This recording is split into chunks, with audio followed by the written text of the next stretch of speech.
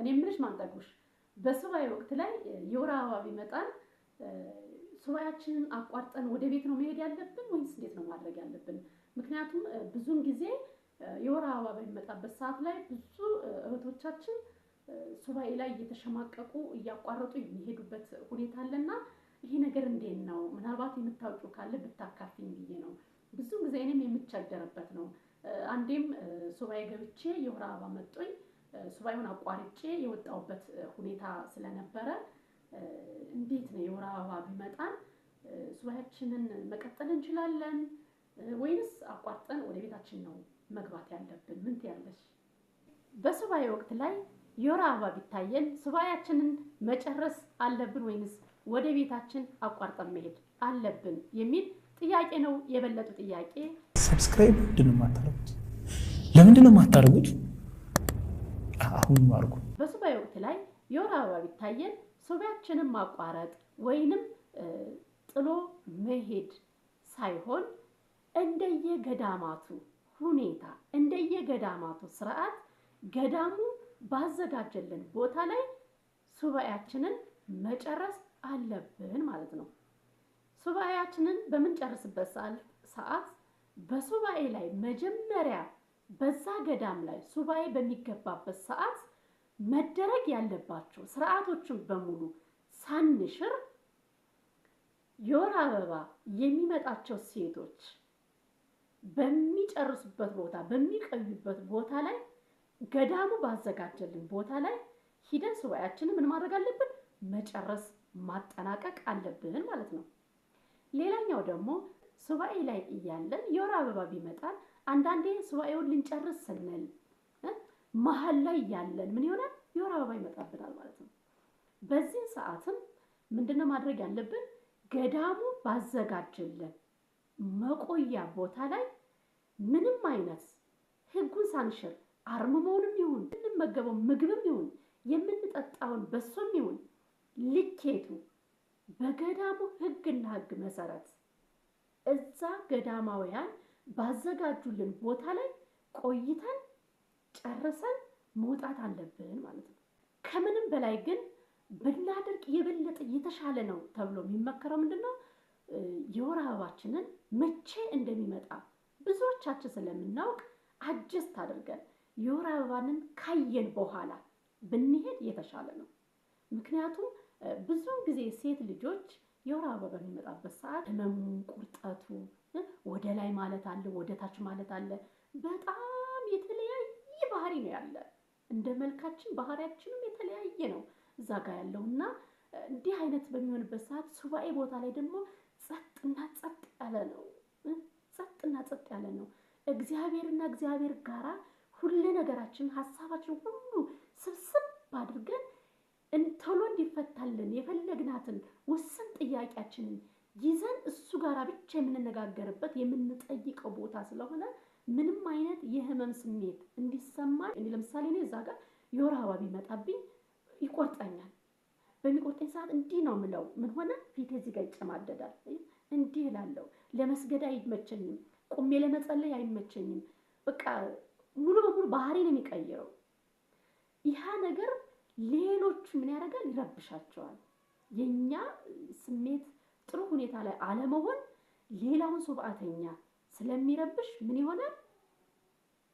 እነዛ ሰዎች ጸሎታቸውን ልባቸው ሰብስበው እንዲያደርሱ ስለማያደርግ ከምንም በላይ ለራሳችንም ለሌሎች ሱባኤተኛም የማይረብሸው ቢሆን የተሻለ ነው ተብሎ የሚመከረው የወር አበባችንን ጨርሰን ሱባኤ የተሻለ ነው ማለት ነው።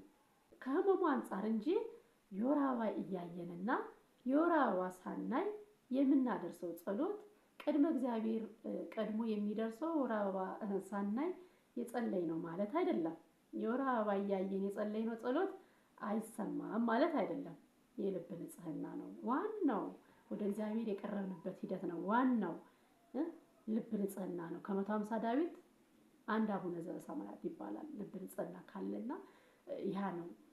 ከልብ ንጽህና ጋራ ደግሞ ስሜትን የማይረብሽ ሁኔታዎች አመቻችቶ ሁሉ ነገራችንን ከእግዚአብሔርና ከእግዚአብሔር ጋር አንድ አድርገን የምንጸልይበትን እኛም ሳንረበሽ ሌላውንም ሳንረብሽ የምንጸልይበት ሁኔታዎች አመቻችተን ብንሄድ የበለጠ የተሻለ ነው ማለት ነው። እግዚአብሔር የሚጠላው ደመኛን እንጂ ደምን አይጠላም።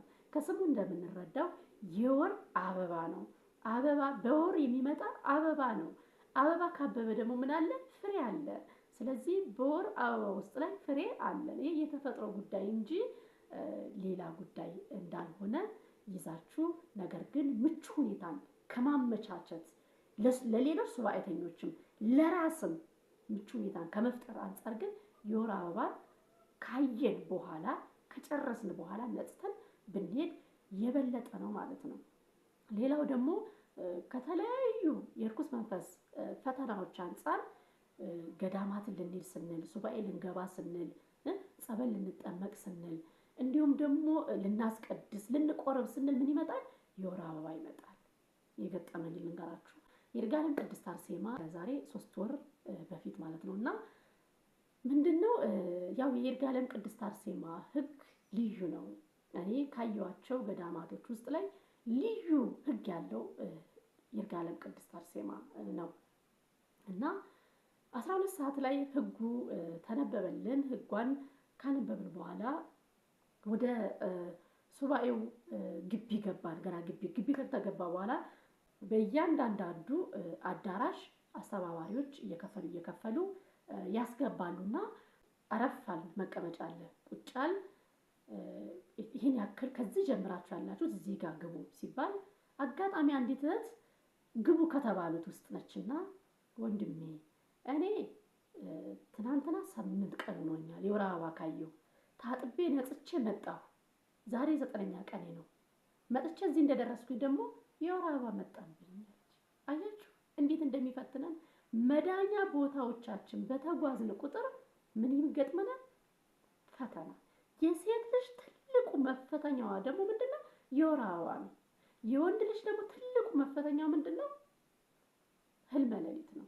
ከዛ ምናላት አስተባባሪው ለዛሬ የወር አበባ እያዩ ሱባኤ ከሚገባበት አዳራሽ ሆኜ ነገ ግን የማይቆም ከሆነ እንነጋገራለን አለ። አያችሁ እርኩስ መንፈስም የወር አበባን የሚመስል ዝም ብሎ ፈሳሽ እንደሚያመጣ መንቃት አለብን።